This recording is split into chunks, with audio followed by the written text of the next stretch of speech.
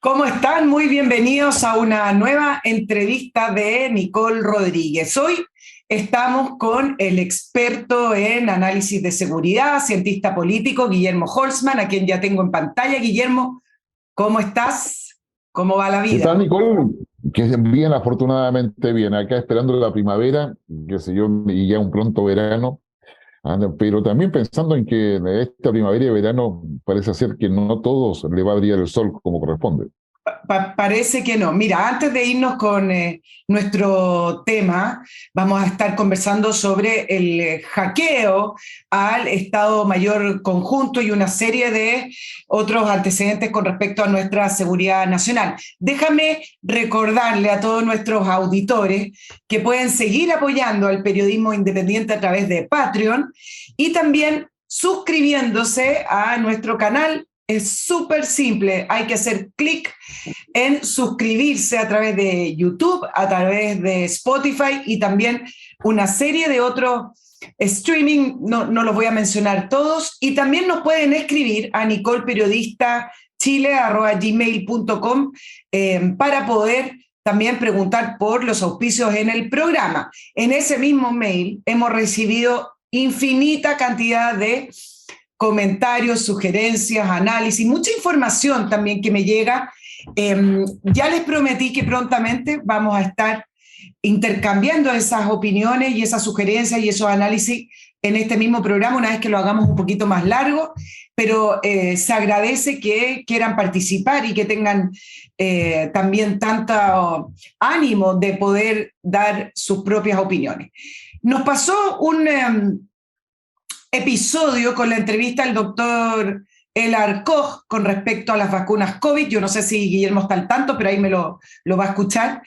En la cual la entrevista tenía como objetivo saber cuál era la posición de una importante porción de la comunidad médica y científica, no solamente en Chile, sino que también en el mundo, con respecto a las vacunas COVID, los ensayos, sus resultados, si son realmente efectivas, esto de haberlas aprobado como un mecanismo de emergencia.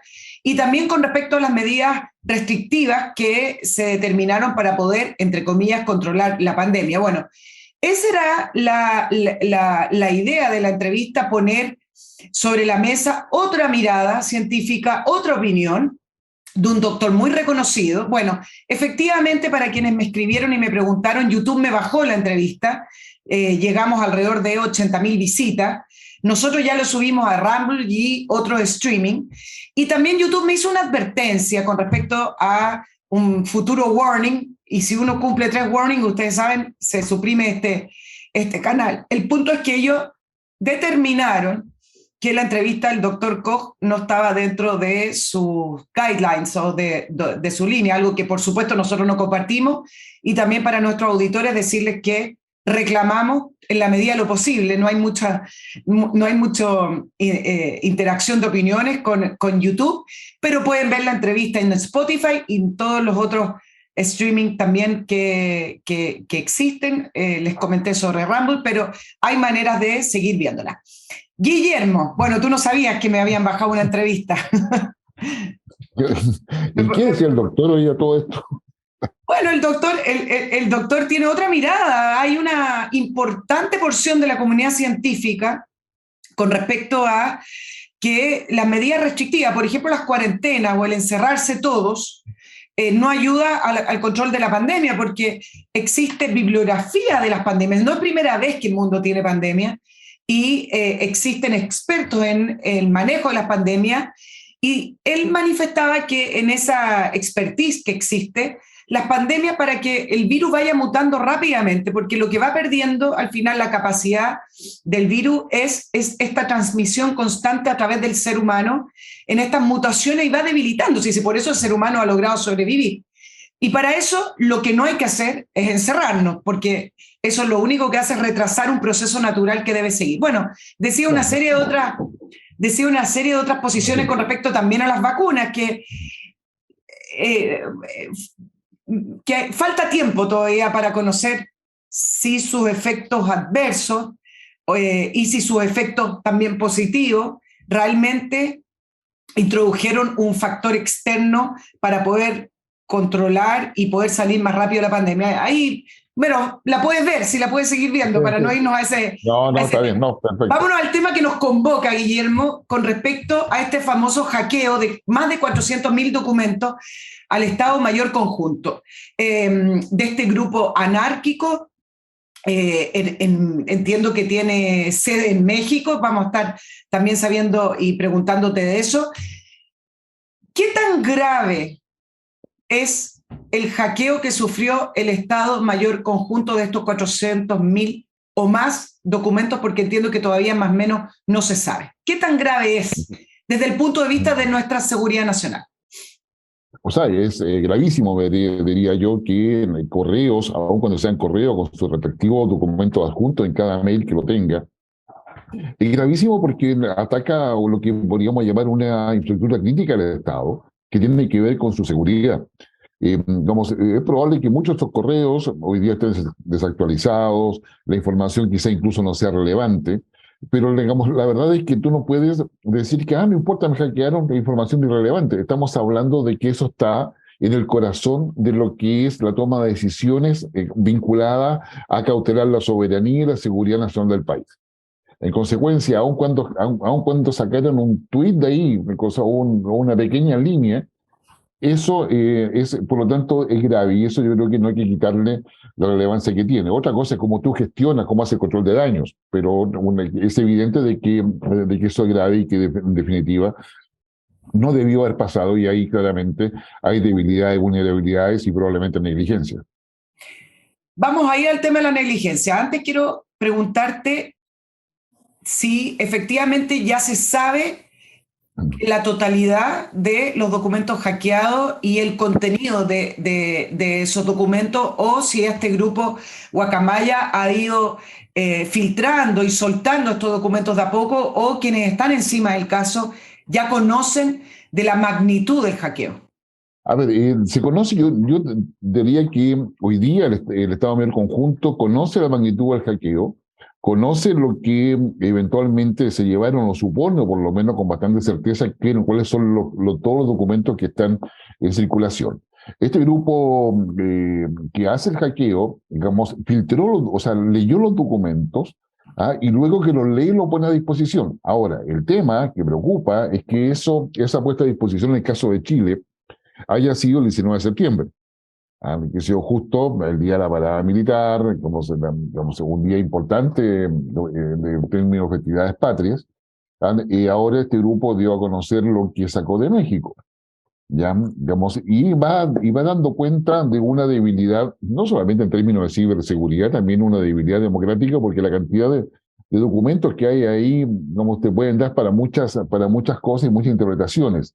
Y eso genera una debilidad democrática finalmente, porque claro, cuando un Estado Mayor recibe un informe externo sobre determinada situación política, económica o social del país, asociado a un contexto determinado, claro, es muy distinto. Cómo tú quisieras cambiar, quisieras cambiar cosas que ahí se dijeron, pero que tú lo leíste, pero jamás tuvo ninguna incidencia en las decisiones que se tomaron, porque las decisiones se toman en otro nivel, en otra área, pero tú dejas el cuestionamiento, la línea de bando, dejas el cuestionamiento la manera en que se abordan las situaciones y la información que se cuenta. Y eso yo diría que es complejo para toda democracia y genera una debilidad, definitivamente. Guillermo, tú mencionaste el tema del 19 de septiembre. Entremos en el factor político. Es un grupo anarquista. ¿Por qué lo hace el 19 de septiembre? ¿Qué tú puedes desprender de la señal que está dando este grupo? Y a la vez te pregunto algo derechamente. ¿El hecho que lo hayan hecho el 19 de septiembre significa que ellos están en colaboración con grupos internos, locales en Chile, y que ahí hay una mirada política de poder debilitar la Fuerza Armada? Yo creo que lo que quieren hacer en evidencia, si uno sigue la lógica de este grupo, es dejar en evidencia de que las Fuerzas Armadas no son tan poderosas como dicen serlo, que son hackeables y por lo tanto son débiles. Segundo, el 19 de septiembre uno podría plantear la hipótesis de que lo hacen para demostrar, mire, un desfile no significa que sean perfectas, que todo lo que están ahí, o sea, acá está la muestra. Yo las pude hackear, e incluso las declaraciones que hace después el grupo, son yo diría, que son para bronce, si tú quieres, desde el punto de vista de análisis. ¿ya? Ellos dicen, no, ellos sabían que había que colocar parches y eligieron no hacerlo. Ahora, eligieron no hacerlo no tiene que ver con las Fuerzas Armadas necesariamente, tiene que ver con la voluntad política de hacerlo. Entonces, o sea, cuando tú debilitas las Fuerzas Armadas de un país, debilita también su sistema político. Recordemos que las Fuerzas Armadas están para darles sentido al Estado y las Fuerzas Armadas dependen del Estado. No dependen del gobierno de turno desde el punto de vista estructurales. Dependen en términos de la gestión del gobierno de turno, de lo que hagan en cada oportunidad. Pero es evidente de que el 19 de septiembre no solamente fue, yo diría, una bofetada para las Fuerzas Armadas, sino que también para el gobierno, en términos concretos. Y si el gobierno piensa, o algún sector dentro del gobierno piensa que los anárquicos, estos grupos anarcos con el hackeo lo hicieron regio, estupendo, es lo que había que hacer, claramente se están disparando en el pie. Claramente el grupo anarco tiene, tiene sintonía con grupos refundacionales en América Latina. Por lo tanto, hay varios dentro de lo que es la estructura de gobierno que tienen la idea de refundación, y la refundación parte por la destrucción del pasado. O sea, vale decir, el cambio abrupto de lo que es la tradición o lo que es la historia. Entonces, claro, uno puede colocar hipótesis en términos de relaciones, claro. Pero yo te diría que conociendo la lógica de los grupos anarcos, o pseudo-anarcos en realidad, o proto-anarcos en realidad, más bien ellos se suben a los carros. Los grupos anarcos, por definición, no están para conspiraciones. Ellos solamente golpean, tienen el martillo, golpean, quiebran, y después se sientan a observar. ¿Ya? Es lo que hizo Snowden, por ejemplo, que enseñó en el caso de las filtraciones con Wikipedia, en su minuto, Wikileaks, perdón, con Wikileaks. Entonces, claro, digamos, rompen y dejan, digamos, al rey desnudo, si tú gustas. Entonces, cada cual interpreta lo que quiere de todo eso, de todas esas cosas que ven, y ahí están 400.000 documentos que van a generar un daño colateral y un daño directo, yo diría, bien importante. Y yo no quiero entender bien el tema de estos anarcos, porque durante el estallido, en octubre del año 2019, se habló mucho de grupos anárquicos en las calles, y de la penetración del anarquismo en Chile. Yo sé que de ese tema tú sabes bastante. Pero acá estamos hablando de este famoso grupo llamado Guacamaya, que son hackers, pero a la vez son anarcos también. Entonces, explícame un poco cuál es la lógica de funcionamiento de este grupo y si a través de, me imagino, investigaciones internas, se conoce si colaboran entre ellos grupos anárquicos en Chile. A ver, yo diría primero entender que el anarquismo, digamos, por definición, está contra todo lo establecido.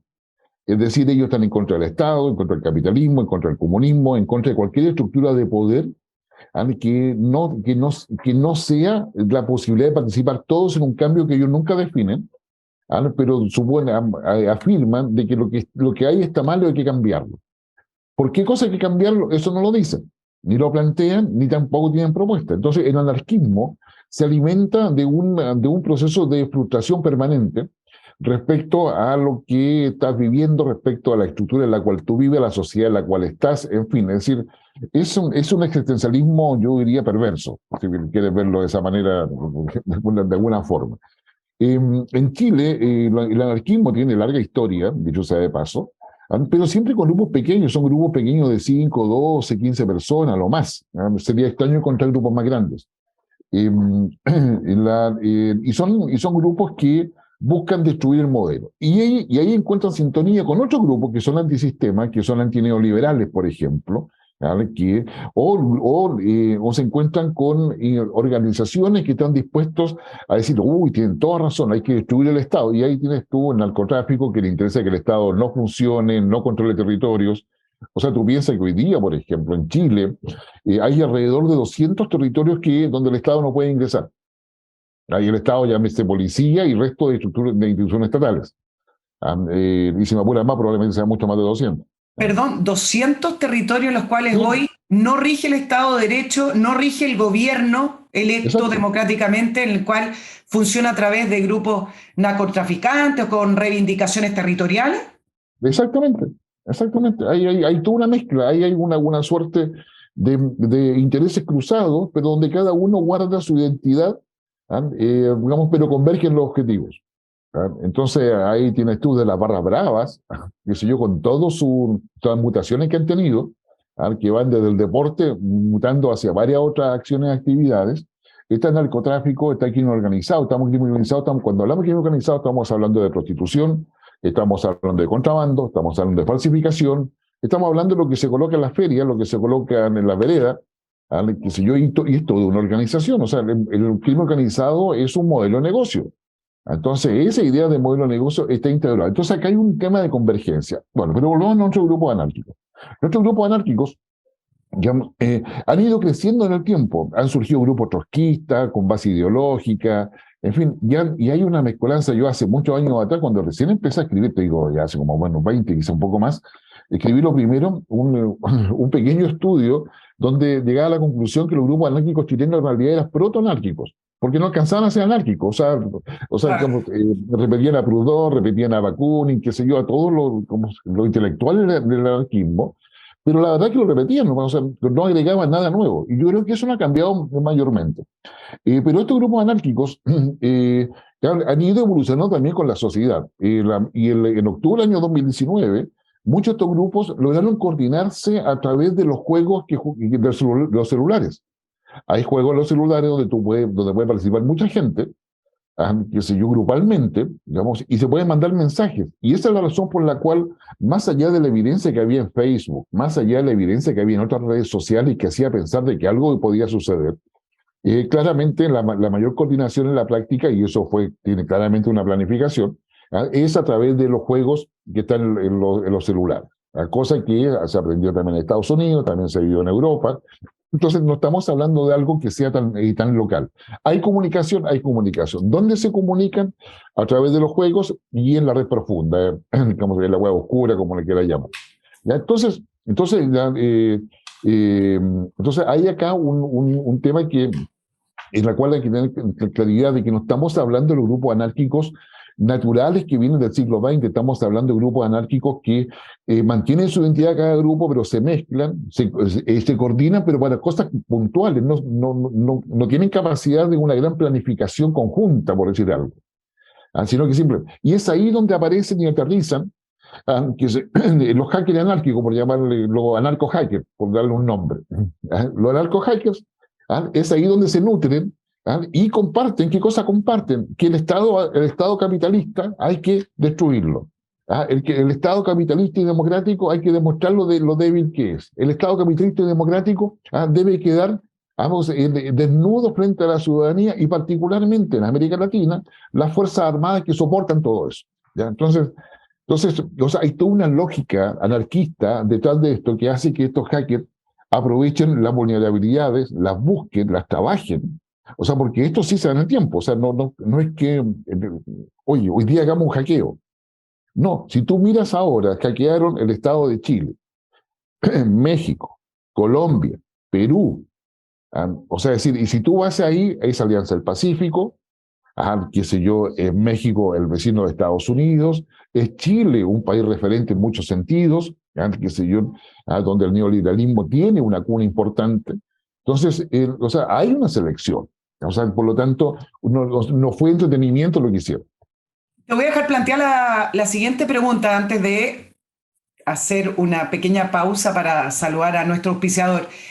Se levantó una tesis en estos tiempos de la teoría de la conspiración, y va en la línea de lo que conversamos al principio, Guillermo, con respecto a que es muy propicia esta difusión de esta información del Estado Mayor Conjunto para la tesis de reformar y algunos lo llaman modernizar porque es una palabra más moderada, pero reformar a la Fuerza Armada y Carabineros, una tesis que está dentro en la coalición de gobierno y en el gobierno. Entonces, se levantaron algunas teorías con respecto a que esto no fue aleatorio, desde el punto de vista no solo de lanzar esta información el 19 de septiembre, sino que un trabajo coordinado al interior de nuestro país. Quiero saber si tú le das cabida a esa tesis, pero antes quiero recordarles que MC Parking es la solución para estacionarse de una manera muy económica y fácil cerca del aeropuerto. Olvídese llamar a un transfer lleno de gente o que no llega al horario que usted quiere, o de reservar ese taxi que después le cancela el recorrido y no lo pasa a buscar.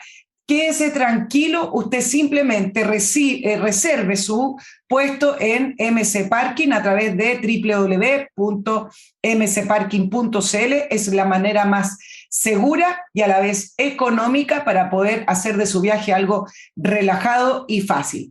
¿En qué consiste el servicio? Usted, como le decía, reserva online, luego llega directamente al estacionamiento, por ejemplo, desde la autopista Costanera Norte o autopista Vespucio Norte, y un bus de MC Parking lo lleva a la puerta del aeropuerto. Es un servicio disponible 24/7 y además incluye seguridad en todo el ámbito del terreno de MC Parking, con guardias, cámaras, alarmas, 24 horas de seguridad, es todo muy seguro.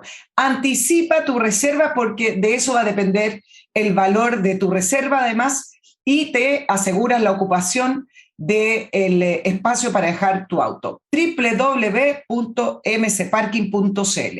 Guillermo, ¿le das cabida a esa tesis o crees que esto más bien fue de grupos anarcos, como lo comentábamos, y ellos hacen lo mismo en cualquier otro país de los que comentamos? Yo creo que hay una coincidencia sospechosa. Y la coincidencia sospechosa tiene que ver con el día 19 de septiembre. Yo creo que ese fue un día elegido, no fue azaroso. ¿Ya? Además coincide con varios otros hechos que estaban alrededor. Pero yo creo que acá ellos lo que hacen es tirar una bola que luego el resto se transformarlo en bola de nieve, realmente.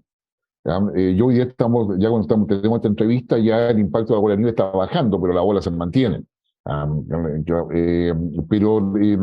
Yo tiendo a pensar de que si hay alguien en el gobierno que tenía interés en esto, vio una oportunidad y lo potenció.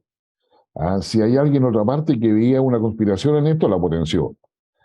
Y yo creo que se potenciaron, digamos, a sí mismos. Me cuesta pensar, aún cuando yo no descartaría como hipótesis, de que hubo coordinación de sectores gubernamentales y me cuesta pensarlo porque estos anarcojaquistas son muy preocupados de no tener influencia externa. Ellos se influencian entre sí mismos y validan a quién los va a influir. Entonces, el anarquismo en general es un grupo que piensa que tiene la razón, que el mundo es el equivocado, que ellos son los llamados a poder blandir la bandera de la verdad respecto a lo que está sucediendo. Y en esa perspectiva, yo diría no aceptan mucho el hecho de juntarse con otros grupos o ser utilizados por otros grupos. No son cosas que a ellos les agrade mayormente, pero yo digo, eso no quita que tiren la pelota para que después se agrande de la manera en que se ha agrandado. A propósito del resto de los países, el primer país que se vio afectado por este hackeo fue Chile, pero se mencionaba que estaba involucrado también en el hackeo México, El Salvador, Costa Rica, pero de a poco se ha sabido que solo México, por ejemplo, pero tú me corriges porque yo busqué la información, la semana pasada empezaron a filtrarse la información de México. Tengo la impresión que no es del nivel ni de la magnitud de la filtración que ocurrió en Chile. No sé si tú me puedes corregir en eso. ¿Hay algún tipo de información con respecto a la salud de AMLO en México, del presidente mexicano? ¿Algún otro tipo de coordinación? Pero hasta el minuto me parece que la profundidad y la magnitud del hackeo es mayor en Chile. Y del resto de los países no se ha sabido nada. ¿Qué me puedes tú informar de eso, Guillermo? Y si te parece que en Chile fue de una magnitud y de una profundidad mayor. A ver, yo diría que en el caso de Chile fue el primer país, y eso también alertó a los otros países que ellos mismos mencionaron de inicio que habían hackeado. Por lo tanto, los otros países están aprendiendo de la lección de Chile para hacer el control de daños. O sea, acá en Chile, yo diría, cuando se produce el hackeo, la preocupación, o sea, estamos hablando de más de 400.000 documentos, saber qué cosa había adentro, qué cosa no había, de qué se trataba, de qué no se trataba, y donde tú podías ingresar solamente con una contraseña. Y de hecho, acá en Chile, acceder a esos documentos está penado por la ley. Por lo tanto, restringió bastante también, digamos, se está ingresando con servidores extranjeros, en fin, cada cual busca la fórmula de poder hacerlo. ¿Ya? Pero en la práctica, lo que tenemos acá es que Chile fue nuevamente un conejillo de Indias respecto a este hackeo.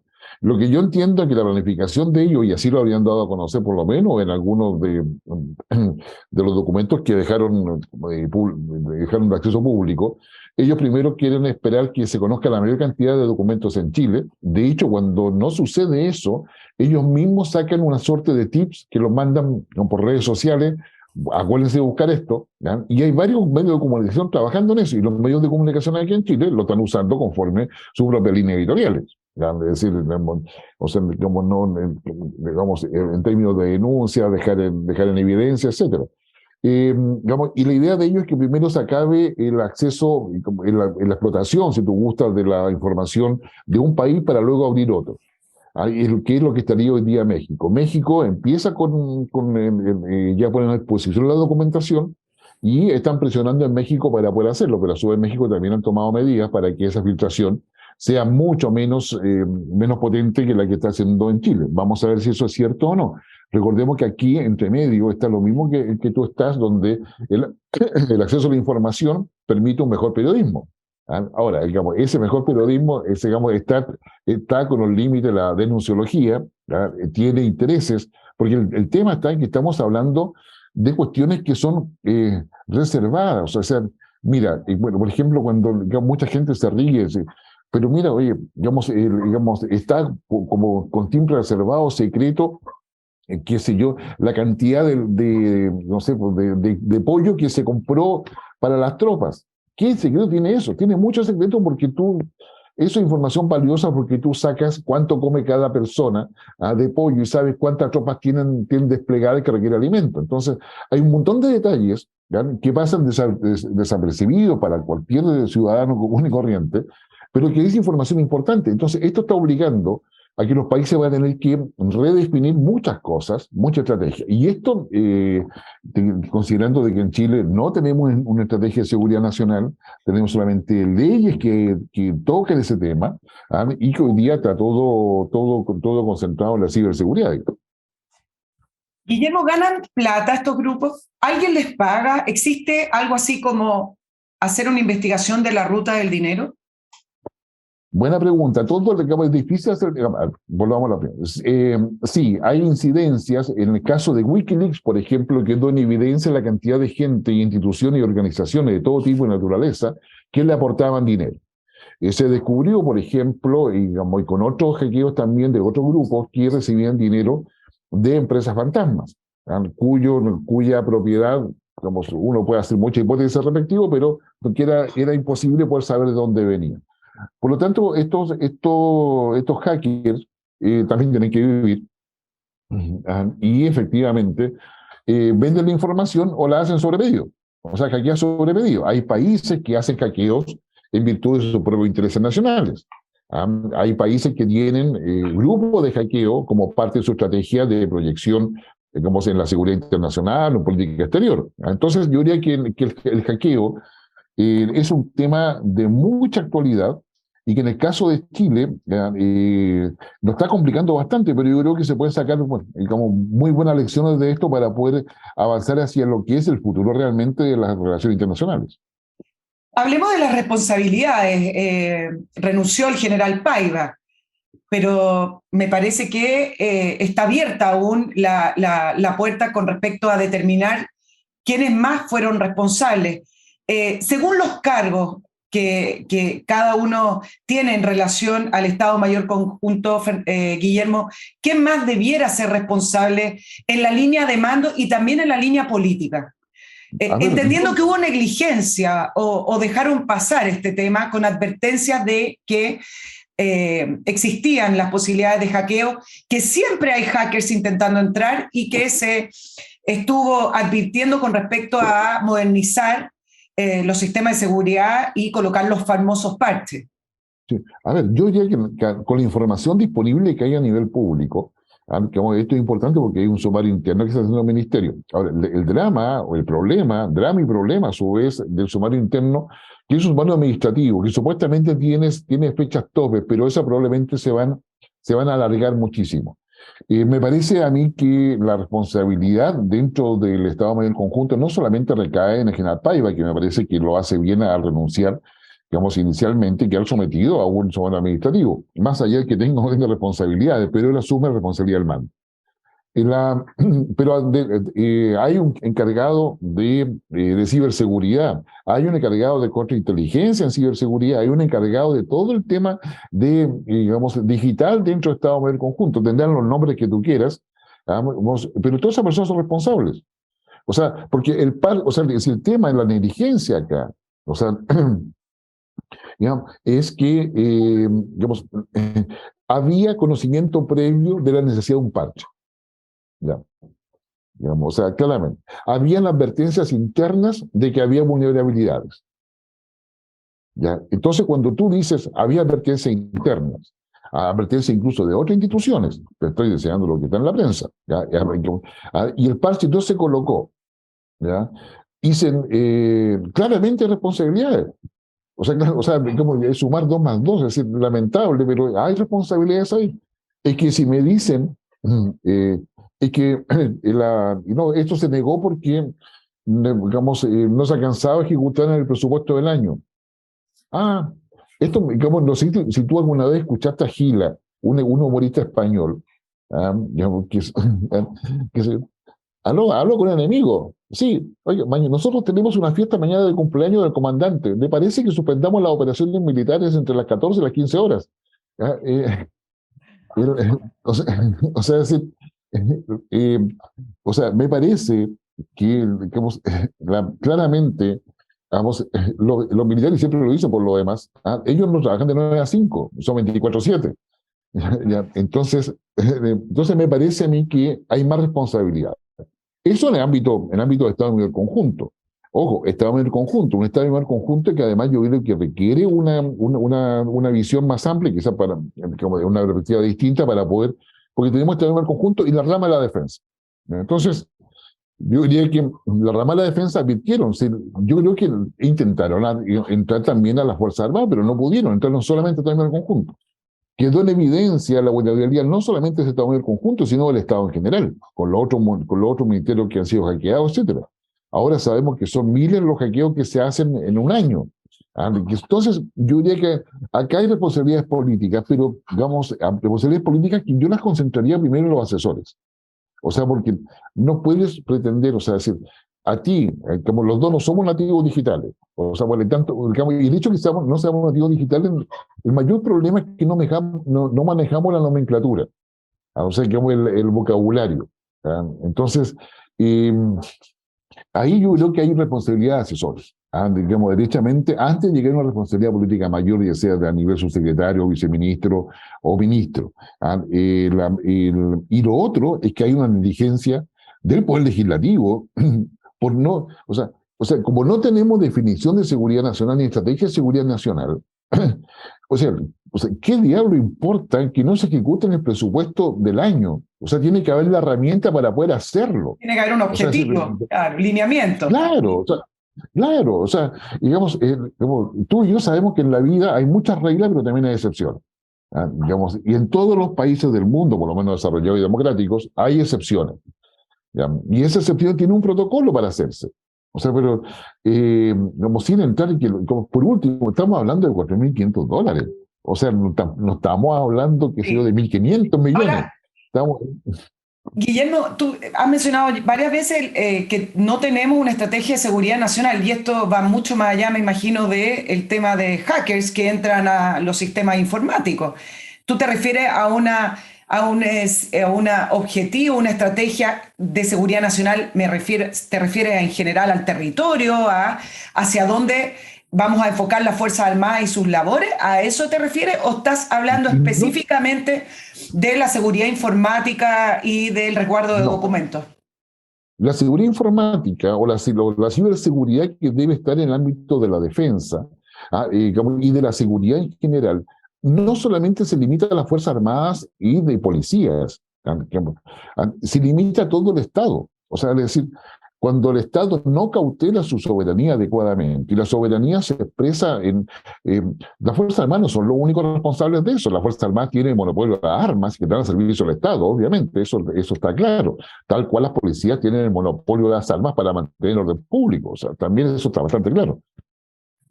Pero hay una serie de otras instituciones que también tienen responsabilidad en todo eso. Entonces, mira, en el Estado de Chile, y eso lo puede preguntar al CECIT del Ministerio del Interior, a la oficina que está dedicada a todo esto, no le hacen caso. En el Ministerio de Educación, por ejemplo, hay un montón de páginas que están colgadas de la página principal del Ministerio. La página principal del Ministerio tiene firewall, lo protegen sobre hacker, pero estas páginas que alguien crea, para poder, qué sé yo, conocer el programa Educa Bien, por decirte Claro, algo, cualquier cosa, no están sometidas a ninguna protección. Entonces entran por ahí. Esa es la puerta por la cual entran y hackean todas las páginas web del Ministerio de Educación, que no son pocas, de hecho. O sea, entonces, ahí tú estás respondiendo el por qué la última semana se hackeó el Poder Judicial, la Agencia Nacional de Acreditación también. O sea, eso explica, me imagino, este hackeo que hemos vivido estas dos últimas semanas. Exactamente. Y lo que está, o sea, yo quiero insistir en algo. Cuando se hackea, digamos, instituciones de la defensa o seguridad, pero además se deja en evidencia que el resto del sistema está peor que el anterior, ya, o sea, definitivamente se debilita la democracia. La democracia se basa no solamente en la participación y representación, sino que el acceso a información.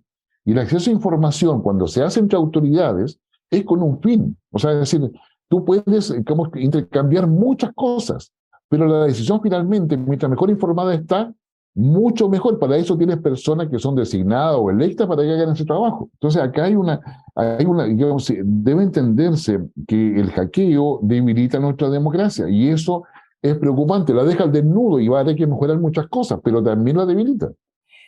Déjame hacerte una pregunta para aclarar estos ámbitos que tienen que ver con la ciberseguridad en el ámbito de las Fuerzas Armadas y seguridad nacional y versus el ámbito civil, porque a propósito del hackeo, yo me he ido enterando de una serie de organismos y de cargos que están a cargo de la ciberseguridad del país. No tenemos falta de cargos, para que la gente se haga una idea. Estamos llenos de cargos. Por ejemplo, existe el equipo de respuesta ante emergencias informáticas. Está el Coordinador Nacional de Ciberseguridad. Y hay una serie de otros. Entonces nos llenamos de cargo, pero falta el contenido, que es realmente tener protección informática de nuestra información y de nuestros distintos ministerios y de los distintos poderes. Pero esto que te estoy nombrando, Guillermo, me imagino que va paralelo a una protección que debe tener todo el ámbito de las Fuerzas Armadas. O sea, corre por caminos distintos, ¿no?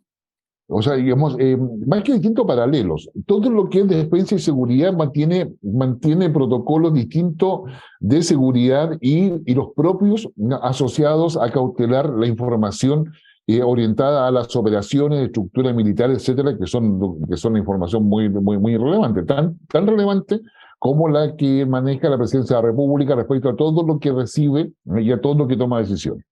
Entonces, yo diría que cada uno de ellos tiene, pero los parámetros generales de funcionamiento del Estado los tiene que tener organismos centralizados. Y como tú bien dices, los cargos han sido provistos, hay personas que ganan buen sueldo, porque es importante que estén bien remunerados, y eso no hay discusión, pero no tienen atribuciones, no pueden castigar a nadie, no pueden obligar a nadie. ¿Por qué? Porque como estamos en una suerte de feudalismo no declarado del Estado, cada ministerio es un feudo aparte que no quiere soltar cuando tú le dices, oiga, tiene que colocar el parche, no está en mi presupuesto.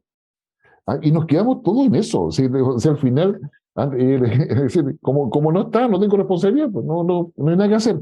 Bueno, ahí hay un tema que hay elecciones, no tenemos una legislación adecuada para eso. Entonces tenemos los cargos, o sea, cojo que los cargos de coordinación de ciberseguridad, porque eso tiene que ver con el ciberterrorismo, ¿ya?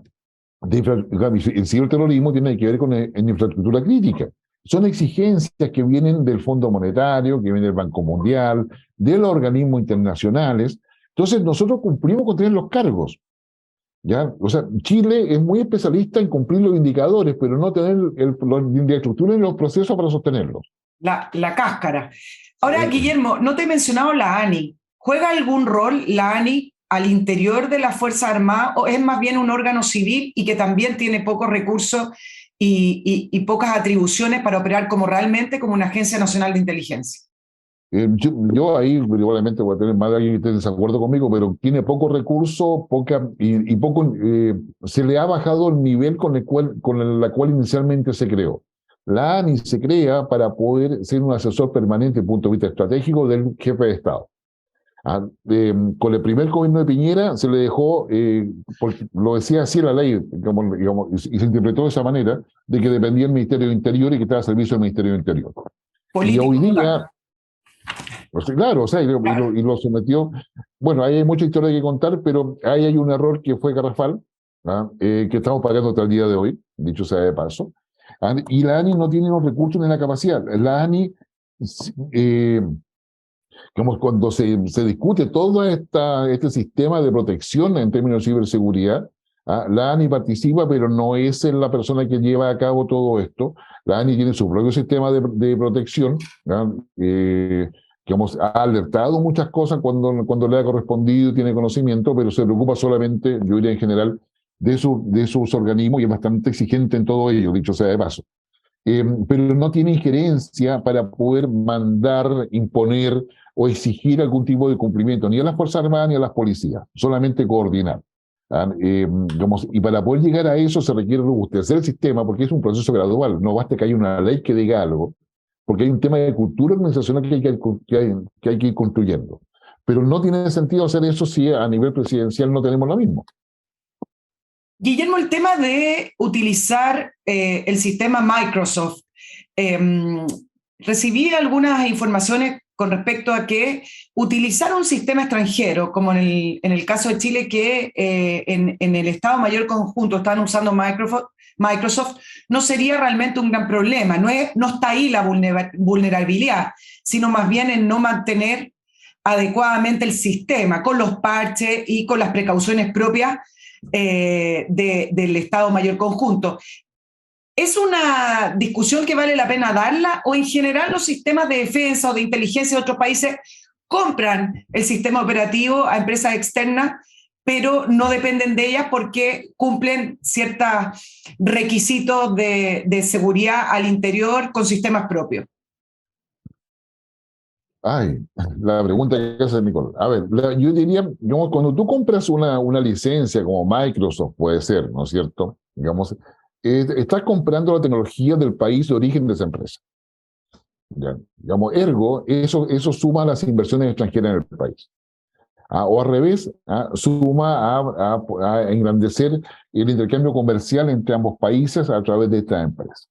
¿Ya? Y eso es una realidad, por lo tanto hay presión y lobby para que los estados compren determinado tipo de empresas. Lo decían décadas atrás, lo hacía la IBM, ahora lo hace Microsoft, qué sé yo, y así sucesivamente una serie de otras empresas que hoy día provienen de India, de China, Estados Unidos, Europa, etc., incluso de Rusia. Entonces, yo te diría que en general, cuando tú hablas de seguridad y defensa, y esto te lo digo con conocimiento de causa, porque me ha tocado participar en varias instancias de este debate, la sugerencia aceptada en el ámbito de seguridad, defensa e inteligencia particularmente, es desarrollar software propios a partir de código abierto. O sea, es decir, no comprar ningún software preestablecido, porque el tema del software preestablecido es lo que pasa ahora, el parche.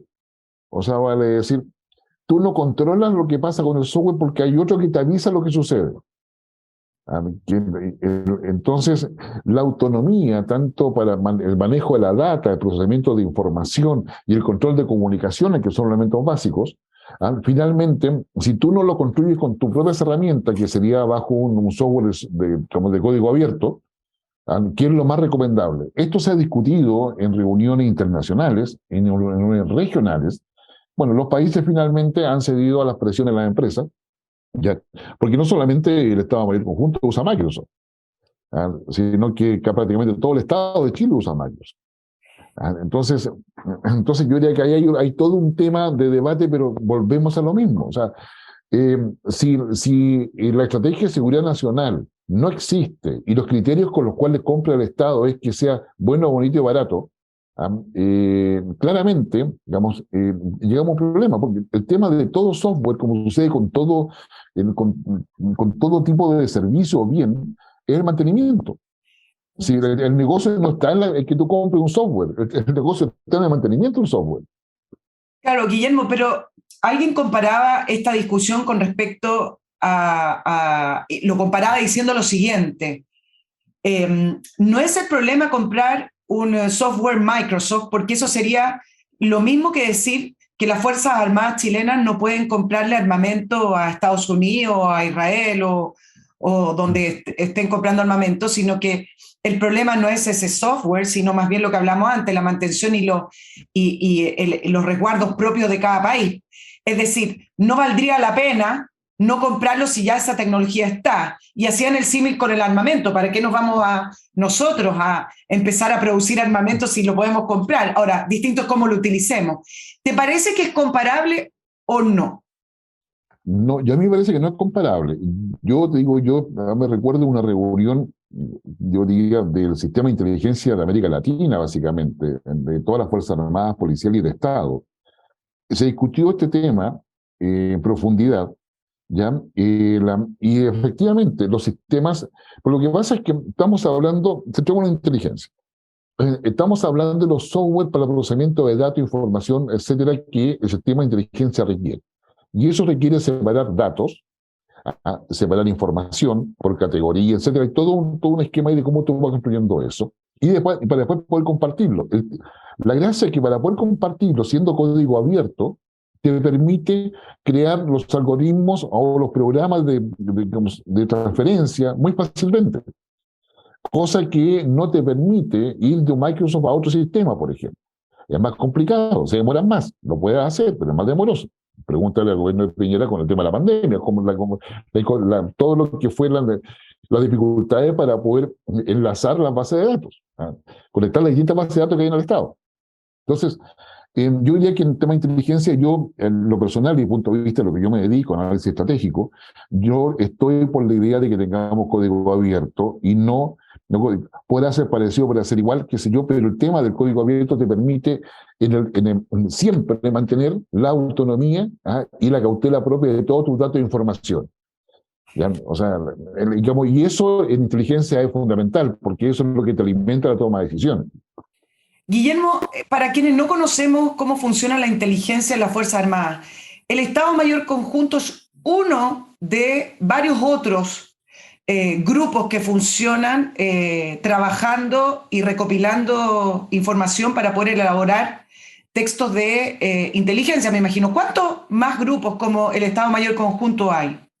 No, el Estado Mayor Conjunto es una entidad que se crea en Chile y cuya misión es poder comandar y conducir las Fuerzas Armadas, que en el caso de Chile quedó restringido a determinadas situaciones, catástrofes, qué sé yo, desastres en general, y acciones que se definen como de operaciones de paz, por ejemplo, que hablan del Estado Mayor Conjunto. El Estado Mayor Conjunto, entonces, digamos, va a trabajar con los recursos que cada rama de la defensa pone a su disposición. Ya, entonces, si hay desastre, catástrofe, la Armada, la Fuerza Aérea, que si yo le coloca recursos a su disposición, llámese aviones, buques, jeep, camiones, etc. Entonces, el Estado Mayor Conjunto es un ente coordinador. Es muy importante porque a nivel global, los países desarrollados, todos tienen un Estado Mayor Conjunto que es el que manda las operaciones.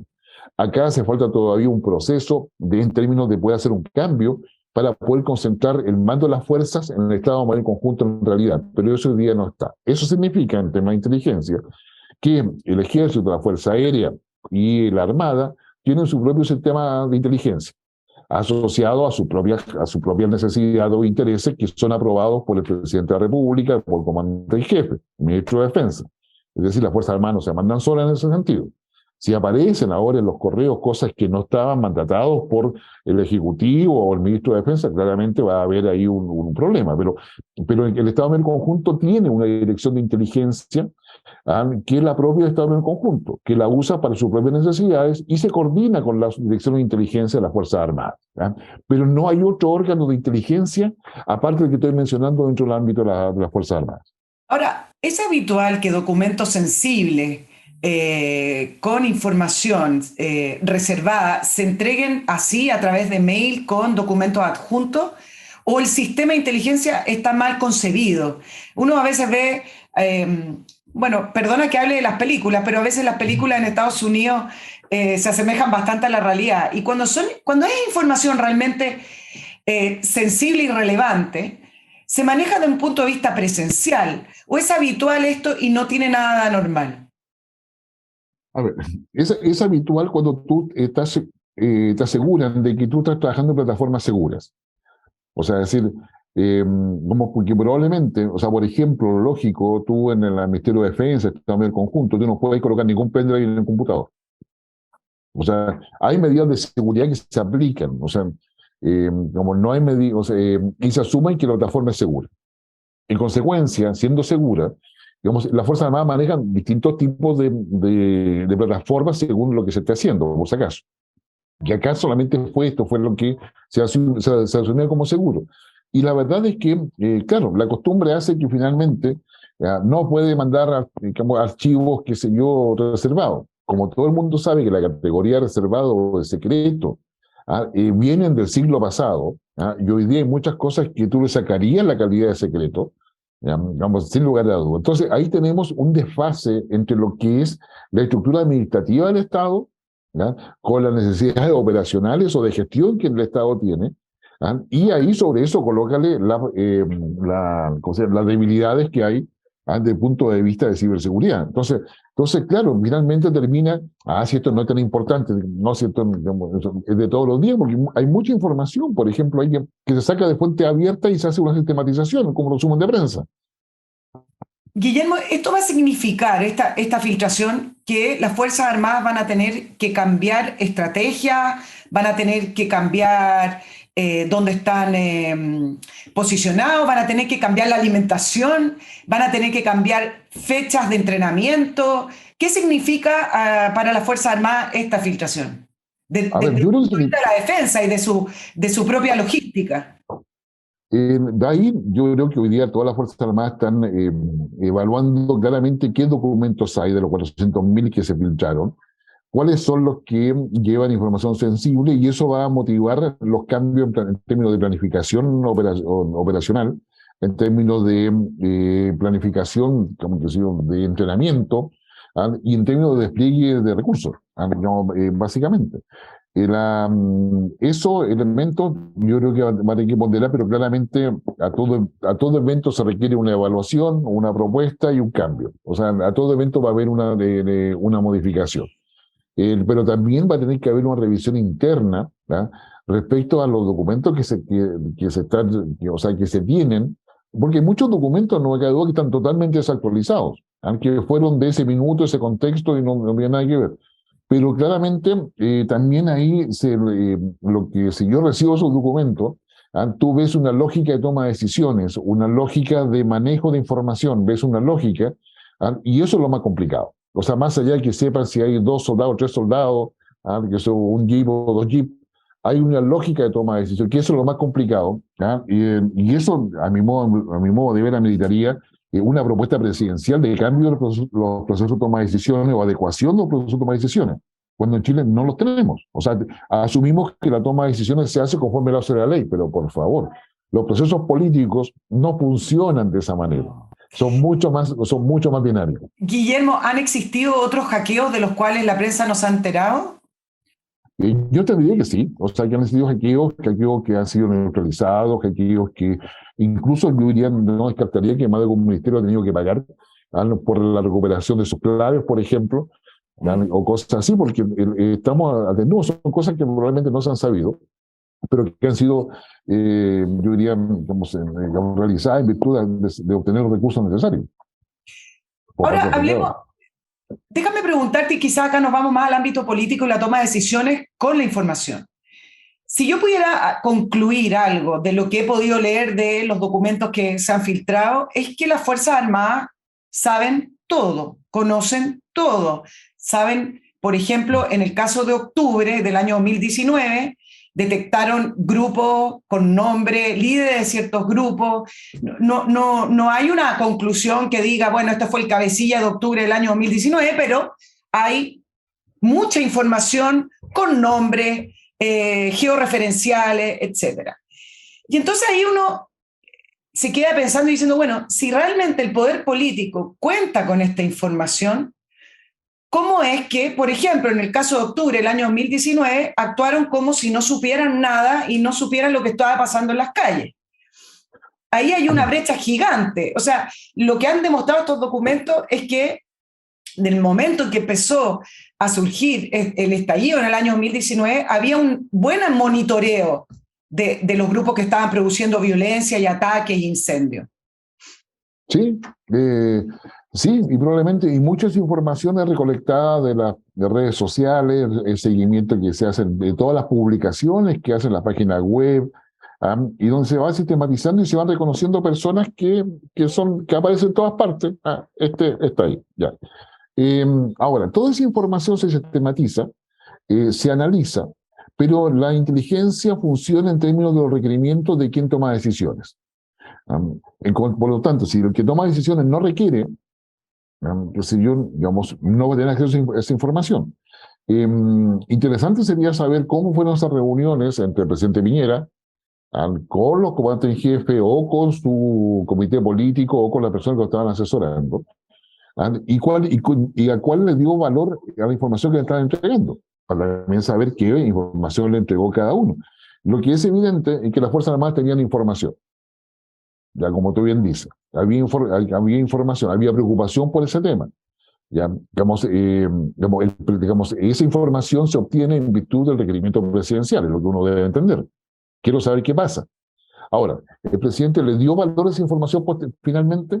Bueno, probablemente sí, pero digamos, ¿con qué institucionalidad, digamos, funcionaba? O sea, porque al final del día, con esa información, lo que correspondía, y el presidente lo evaluó, por si recordamos esa época, el estado de sitio, y lo dejó de lado. Claro. Ya, entonces, digamos, la inteligencia es uno de los elementos que en este caso el jefe de Estado considera para la toma de decisiones. ¿Ya? O sea, digamos, y eso queda demostrado que la inteligencia militar te puede entregar mucha información, pero que toma decisiones el jefe de Estado tomando toda una serie de otras variables. Guillermo, ¿esta información de inteligencia sirve para los procesos judiciales o para las querellas? No, ¿no es cierto? No. Digamos, hay un solo país que es Colombia, que en algún minuto intentó instalar los análisis de inteligencia como evidencias judiciales y eso le duró muy poco. No porque son evidencias, es decir, son análisis, perdón, y los análisis, más allá de que tú tengas una metodología para hacerlos, ¿verdad? No es la única respuesta, ni te genera una evidencia de que algo va a ser. La inteligencia, por definición, está orientada a poder establecer los comportamientos de los actores respecto a la toma de decisiones, digamos, que sobre supuestos escenarios futuros. Entonces la inteligencia no es igual que la investigación. Son dos cosas distintas. Hay un documento que se filtró de los primeros con respecto a la fecha de octubre del año 2019 y habla del ingreso de 6.000 agentes cubanos. Esto ha dado vuelta desde hace mucho tiempo como una idea, como una información, pero acá está en un documento de inteligencia. ¿Esa información se verificó o era un posible ingreso de 6.000 agentes cubanos? Te lo pregunto porque suena un número escandaloso y además desde acá uno podría sí hacer una construcción de la injerencia política extranjera que hubo para el estallido de octubre del año 2019. Esto que está en un documento, yo lo leí, ¿no es que se haya comprobado o se comprobó? Yo entiendo que no se comprobó. ¿Y de dónde surge entonces? Entiendo yo que esa información surge de otros documentos que llegan que eran públicos o a lo mejor entregados por los servicios de inteligencia, a presunciones de lo que se suponía. Entonces, en inteligencia hay un tema que igual que el periodismo, o sea, la verificación de la información. Claro, ¿no? La verificación, o sea, de hecho, muchas veces cuando tú te enfrentas a cosas de inteligencia, tú tienes la información de una persona, pero siempre cuando son temas sensibles, de relevancia, tú colocas otras dos más para poder verificar. Y si no tienes la verificación, y hay en inteligencia, está ¿cómo se llama? La fórmula del almirante, que es de mucha confianza, poca confianza relativa. O sea, tú las fuentes las calificas según el grado de credibilidad y confianza que te dan. Particularmente el grado de credibilidad. Entonces, a ti te pueden decir, oye, yo escuché esto. Ah, ok. Ya, pero ¿quién lo hizo? Ah, tal persona, ya. Escasa confianza. Hace circular igualmente la información, pero adviertes de que esa información no. Y eso es parte del profesionalismo de análisis de inteligencia, es decir, colocar el grado de confianza que tiene la información que uno está entregando. Sí, y me voy a dedicar un poquito más a este tema del contenido de lo que he podido leer. Por ejemplo, en el caso del sur, donde tenemos uno de nuestros principales problemas país, el terrorismo. Y uno siempre se pregunta, bueno, pero ¿cómo es que no pueden desarticular los grupos? ¿Cómo es que no pueden parar la violencia que hay en la macrozona sur? Y cuando uno lee estos documentos, uno se da cuenta también que las Fuerzas Armadas conocen dónde están, incluso prófugos de la justicia, conocen con qué elementos cuentan, conocen quiénes son, nombre y apellido, dónde viven y dónde duermen. Entonces, puedo concluir o podemos concluir que para poder terminar con los grupos terroristas en el sur simplemente hay falta de voluntad política porque las Fuerzas Armadas podrían terminar con estos grupos. Claro, pero eso, vamos a ver, si tú dices por terminar, que se yo, quiere decir, digamos, que se yo, eliminarlos, estamos en problema. O juzgarlo, o juzgarlo, no lo sé, okay, detenerlo. No estoy hablando de aniquilarlo, no puedo decir eso. Es que es muy importante porque la mismo que tú me expones es lo que piensa un ciudadano que ve esta información. Exacto. Entonces sucede que, ya, si sabemos quiénes son, sabemos dónde están, sabemos qué capacidad tienen en términos de fuego, en términos de armamento posible de usar, ¿qué delito cometieron? Porte ilegal de armas, suponte tú, que podría ser una acusación. Digamos, estás hablando con una persona que no es abogado por si acaso, pero yo te digo, digamos, este debate se ha dado muchas veces. Porte ilegal de armas, qué sé yo, prófugo de la justicia. ¿Ya? ¿Por qué más lo vas a acusar? Que hicieron un atentado. ¿Y qué? Muéstrame evidencia. Aquí hay una foto cuando estaban haciendo el atentado. Digamos, y va y le pregunta a uno, no, yo estaba pasando por ahí. Justo sacaron la foto cuando yo pasaba. Pero usted está con un arma. No, es un montaje la foto. Yo no estaba con un arma. Ya. Frente a eso, un juez de garantía, ¿verdad? Pues ¿qué otra prueba tienen de que estaba ahí? No tenemos otra prueba más que la foto. Duda razonable. No se forma. Entonces, el problema, digamos, probablemente, digamos, y lo que tuvo en causa es correcto, es que esa información que tienen las Fuerzas Armadas, que la tiene la policía también, que sé que la policía puede acceder y perfeccionar los datos que ellos tienen, eh, digamos, si no hay un alineamiento del resto del Estado, llámese fiscalía, jueces de garantía, leyes, que un código penal adecuado para eso, una ley antiterrorista que sea del siglo XXI, no del siglo XX, porque si tú quieres acusarlo de terrorismo, tienes que demostrar asociación ilícita. Y sucede que hoy día ninguno de ellos ha firmado un documento, soy terrorista, digamos, y por este papel me sumo a tal grupo, qué sé yo. Claro. No hay, digamos, tú vas a su biblioteca y no encuentras libros, qué sé yo, digamos, curso básico de guerrilla. Guerrilla 1, guerrilla 2, como qué sé yo, atentado 1, no tienen libros. O sea, de hecho, digo yo, de repente, hay allanamientos donde levantan como lo cogieron un sofá y encuentran armamento, arma larga de guerra. Y esto, los haga fotografías, hacen todo el trabajo policial que corresponde. ¿Ya? Y después la señora o los dueños de casa, no, eso no es mío, no sé cómo llegó ahí. Le sacan huella, no tiene huella. ¿Ya? No tengo idea cómo llegó ahí, alguien lo puso ahí, pero no sé cómo. Y se va en negativa, ¿ya? Qué sé yo, donde queda la duda razonable, te dirá la verdad, quizás quién la escondió ahí, pues, qué sé yo, quizás quién la dejó ahí. Entonces, el problema no está en saber quiénes son. El problema es cómo el Estado de Derecho se hace patente para evitar que eso suceda. ¿Ya? Y entonces la debilidad no está ahí. Las policías llevan mucho rato pagando un costo que no le corresponde. ¿Ya? Que se yo, más allá de la propia debilidad que eventualmente puedan tener, digamos. Pero claramente el problema no está ahí. Está en esta otra parte. Entonces, y acá en esta otra parte, aparte de todo lo judicial, que en términos de debilidad está el tema político. Porque conforme sea el gobierno de turno, el conflicto es más o menos político. Pero además tienes un problema internacional asociado a eso.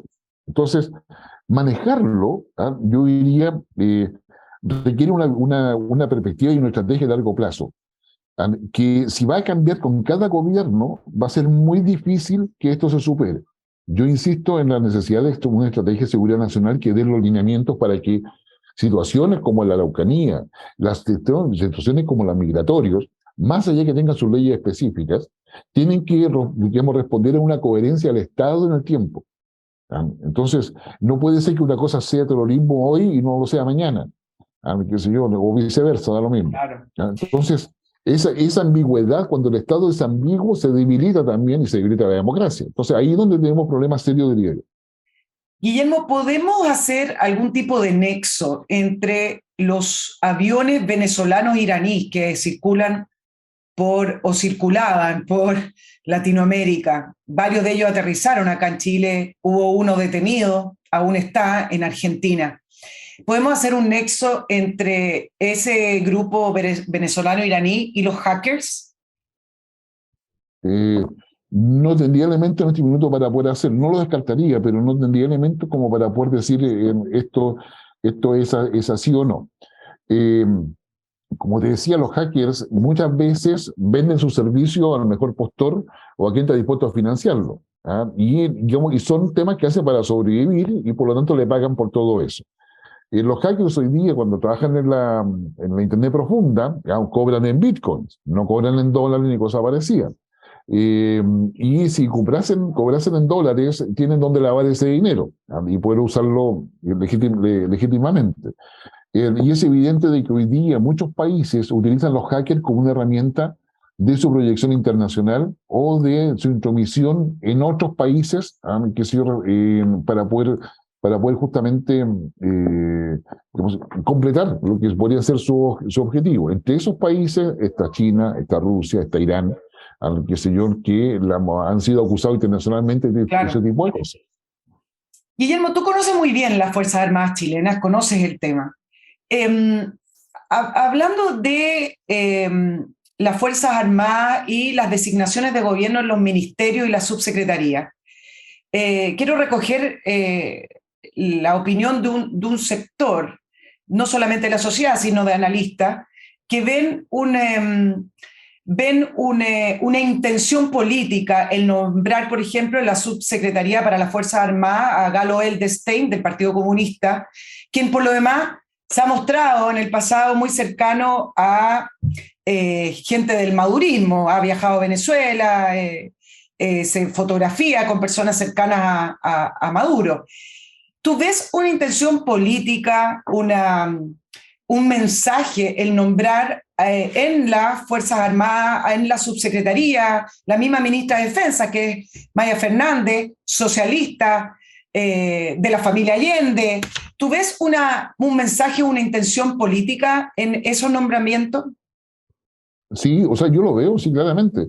Y te lo sello con lo siguiente, es decir, cuando el presidente de la República, a la salida de la parada militar, señala que ese desfile es la expresión concreta de la subordinación que se dio al poder civil, digamos, claramente hay una intención política, porque la parada militar nada más lejos de eso, en términos de lo que significa o lo que implica. Si el presidente considera de que eso es porque el general le va a pedir la autorización para empezar el desfile, es lo que el término republicano corresponde. ¿Ya? Entonces, cuando el presidente dice eso, y hay un representante del Partido Comunista, con toda la historia que tiene Chile respecto con las Fuerzas Armadas, por una parte, claro, hay una intención política que es legítima desde el punto de vista democrático, pero claramente hay una intención política. Es decir, ahora, modificar la forma en que las Fuerzas Armadas funcionan interior del Estado ya es otra cosa. No basta tener una subsecretaría. Ya, te iba a preguntar, perdona te interrumpa, porque parte de quienes miran esa intención política no lo ven solo como un simbolismo, como un mensaje, sino que lo ven como algo concreto, considerando, por ejemplo, que en caso de Venezuela, parte del éxito de la dictadura de Chávez y de Maduro es corromper a las Fuerzas Armadas. Y entonces el nombrar en la subsecretaría de la Fuerza Armada a alguien del Partido Comunista cercano o ideológicamente con afinidad a Maduro, alguien puede levantar la voz y decir, ojo, acá a lo mejor hay un diseño tipo Castro chavista de corromper a las Fuerzas Armadas chilenas. ¿Qué tan susceptibles son nuestras Fuerzas Armadas chilenas de ser corrompidas? Yo creo que en distintos niveles, pero estamos hablando a nivel del modelo Castro-chavista de tener a las Fuerzas Armadas como una herramienta del régimen. ¿O tú lo ves bastante lejano, dada la estructura de las Fuerzas Armadas chilenas? A ver, yo lo veo bastante lejano, dada la estructura de las Fuerzas Armadas chilenas y las diferencias que hay con Venezuela. Chile es uno de los pocos países donde las Fuerzas Armadas están, yo diría, acotadas a sus funciones, y cuando es algo, yo diría, empresarial o algo asociado a negocio, está FAMA, está ASMAR, que si yo, digamos, está ENAER, pero no hay mucho más. Es decir, toda la representación de las Fuerzas Armadas en directorios de empresas, eso terminó hace por lo menos 2 o 3 décadas atrás, que antes era habitual. Que era lo que tenía, yo diría, países, por ejemplo, como Venezuela, el mismo Ecuador y varios centroamericanos. Las Fuerzas Armadas tienen negocios paralelos. Manejan hoteles, resorts, empresas de fábrica de televisores, y una serie de otras cosas más, cosas que no se da en Chile. O sea, yo haría primero, quizás no todo el mundo conoce lo que yo estoy conversando, pero aquellos que conocen como América Latina y sus Fuerzas Armadas no van a poder mentirme, porque efectivamente, o sea, manejan hasta aeropuertos, o sea, que administran aeropuertos, o sea, vale decir, aparte de toda la estructura militar, hay personas que administran un hotel, un resort, y no es el club de campo de la fuerza, no, estamos hablando de un hotel 5 o 4 estrellas que recibe turistas de todo el mundo, ¿ya? Digamos, y que están, y empresa privada. Entonces, cuando tú tienes Fuerzas Armadas involucradas de esa manera con los negocios, claramente la corrupción es más fácil de poder instalarla, porque es ahí donde está la plata, y es lo que hizo Venezuela con Chávez inicialmente. O sea, como decía el dicho acá, colóqueme donde haya. O sea, Claro. entonces, claro. Entonces, no le subía el sueldo, entonces, y la ya contra PDVSA, en fin, y así sucesivamente. Entonces, acá en Chile, el riesgo de corrupción, yo diría, está muy, muy, muy, muy acotado. Muy acotado, y no tiene las características del control político que se ha dado y que se da en otros países. Digamos, donde tú como comandante en jefe designa a tus cercanos, donde hay los negocios por fuera que controlan de la Fuerza Armada. ¿Es molesto para las Fuerzas Armadas tener a personas del Partido Comunista y del Partido Socialista en el Ministerio de Defensa? Yo diría que una experiencia ¿Produce tensión o simplemente es un dato? No, yo creo que es un dato que eventualmente produce tensiones cuando se aborda determinado tipo de temas de seguridad, y se crean las confianzas necesarias. Hay nombramientos que no generan las confianzas necesarias, definitivamente, independiente del partido que sea, dicho sea de paso. Y obviamente hay más precaución con un partido comunista, o sea, como tú no puedes tapar el sol con un dedo. Pero claramente también hay muchos comunistas que han pasado por la NEPE, la Unión Soviética ya no existe, o sea, hay mucha agua que ha pasado bajo el puente, y yo diría que hoy día yo probablemente ni para comunistas ni para militares diría que es fácil, ¿ya? Pero sí también entiendo de que en estos 30, 40 años se han acercado posiciones, se han generado confianzas personales, y nadie duda de los intereses de cada cual, es decir, acá es política, y en política los sentimientos no es lo mismo, lo que importa son los intereses. Y esos intereses, yo diría, en el caso de la relación entre Fuerzas Armadas y Partido Comunista, claro, tienen puntos que son difíciles de abordar, hay puntos que no se abordan derechamente, ¿ya? Hasta que se crean las confianzas necesarias. Y yo creo que en eso todavía falta bastante para avanzar. Guillermo, para ir cerrando, ¿qué estudia un experto en inteligencia? Te lo pregunto por la cantidad de organismos civiles que hay, no solamente en la Fuerza Armada, sino que lo que comentamos antes. ¿Qué debiera o desde dónde surge un experto en inteligencia? Yo diría lo primero que un analista de inteligencia, más que experto, surge de la metodología. O sea, saber qué observar y cómo observar y desde dónde observar. Primero la observación. No, tú no puedes pretender ser analista de nada si no tienes capacidad de observación. ¿Ya? Y con eso te quiero decir que los hechos se observan de distintas maneras. O sea, decir, digamos, quizás lo más básico que todos pueden recordar es que el vaso medio lleno y medio vacío. Bueno, tienes que observar siempre ambos lados del vaso, el vaso medio lleno y el vaso medio vacío. Lo otro es la metodología, el cómo tú vas a analizar las cosas. Entonces ahí, digamos, y ahí llegas a una cosa que la inteligencia es fundamental. El analista de inteligencia tiene todo su potencial cuando le piden qué diablo analizar. ¿Ah? O sea, me dice, oye, Holzman, necesitamos saber, vamos, si acaso los pingüinos en Antártica están en condiciones de hacer, qué sé yo, digamos, un manifiesto y hacer, qué sé yo, no sé, una revolución, por decir. ¿Ya? Ah, chuta, ya eso va a una lista fascinante porque yo sé cómo observar, sé cómo abordar el tema, sé que hay pingüinos que son más líderes que otros, tengo que ubicarlos, tengo que ver su comportamiento anterior, qué sé yo, y yo después entrego mi informe de inteligencia a ese requerimiento, que es secreto, qué sé yo, digamos, con los antecedentes, digamos, se establece de que la probabilidad de un alzamiento pingüino en la Antártica, qué sé yo, es media. Digamos, y para que eso suceda, hay que pasar esto, esto y esto de ver, que son las alertas que me permiten anticipar la acción. Si yo veo esos elementos, quiere decir que muy probablemente va a haber un alzamiento de los pingüinos. Entonces, eso. Ahora, entre medio, tú requieres teoría, requieres manejo de conceptos, requieres una serie de cosas. Y muchas veces tienes que preguntarle a otra persona, digamos, para que te dé los elementos, ya sea de la economía, de la historia, en fin, una serie. Es decir, y por eso la inteligencia es un cuerpo. Hubo una tendencia hace unos años atrás donde, ¿para qué hacemos eso si tenemos inteligencia artificial? Está la computación. Digamos, como en Europa particularmente despidieron a muchos analistas de inteligencia porque eso venía de la Guerra Fría, no servía.